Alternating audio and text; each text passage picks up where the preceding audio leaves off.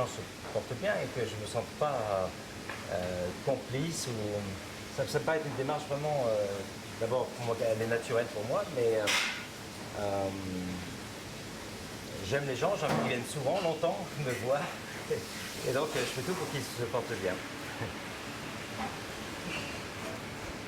Là, ça va un petit peu au-delà aussi, c'est pour les nouvelles générations aussi, c'est-à-dire qu'il y a un travail pédagogique aussi. Oui. C'est vrai que c'est pas parce que nos aînés ont fait des erreurs qu'il faut qu'on fasse la même chose. Si on peut travailler tous ensemble pour que nos enfants aient demain un monde meilleur et nous pourrons tous y vivre avec plus d'harmonie et sans être obligés de prendre plein de choses pour se soigner, ce serait quand même bien.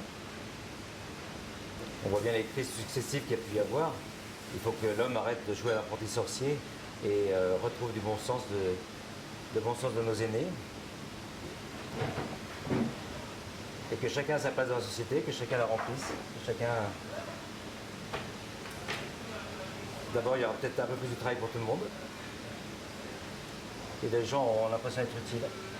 Donc c'est une philosophie qu'il faut retrouver. Vous savez que nous, quand on est allé en Russie, le CRVA, ils sont allés pour la première fois, pour leur premier voyage, pour avoir des graines, juste pour avoir une idée, pour que les gens comprennent que vous avez découvert combien de variétés et que vous avez commencé cette collaboration. Écoutez, pour l'instant, on est sur une quinzaine de variétés, mais on va aller plus loin. Mais il faut du temps, en fait, pour multiplier les graines et monter en production, de façon à ce qu'on puisse demain vraiment produire pour le restaurant de façon importante, qu'on soit complètement autonome. Est-ce que vous pouvez reprendre la question à la réponse Depuis qu'on travaille avec le CRVA et qu'ils ont fait leur petit voyage en Russie, ils nous ont ramené donc des graines qui ont été déjà un petit peu multipliées sur une quinzaine de variétés, mais on va aller plus loin. Donc justement, on commence à travailler pour l'année prochaine, de façon à ce qu'on puisse définir ensemble le nombre de variétés sur lesquelles on trouve un consensus et qu'on puisse les mettre en culture. Il nous faut à peu près 3 ans pour développer un nombre de graines suffisant pour pouvoir fournir le restaurant. Voilà. Donc ça fait déjà 2 ans qu'on y travaille et l'année prochaine on va pouvoir commencer à produire vraiment pour le restaurant avec les premières variétés qu'on a sélectionnées. Quand vous parlez de consensus, c'est bien parce que ça crée aussi un échange, parce que vous cherchez aussi, vous avez besoin de parler des haricots, tout à l'heure vous avez arrêté de passer, il faut que vous avez des nécessités, des besoins aussi, il faut que vous trouviez un accord, parce que souvent ça crée un échange.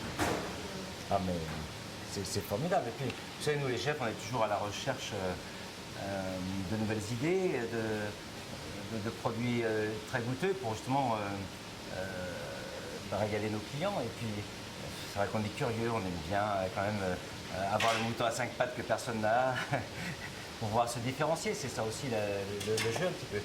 Et participer à la remise en culture de vieilles variétés qui avaient été abandonnées souvent sur des prétextes un petit peu... alors qu'on sait bien que la biodiversité, c'est une vraie richesse. Donc il faut que toutes ces variétés retrouvent leur place et elles sont adaptées à nos sols, elles sont adaptées à notre climat. Donc il faut leur redonner une nouvelle jeunesse. Allez, il faut que je travaille un petit peu quand même. Et voilà. Elles vont être un petit peu écrasées. Non.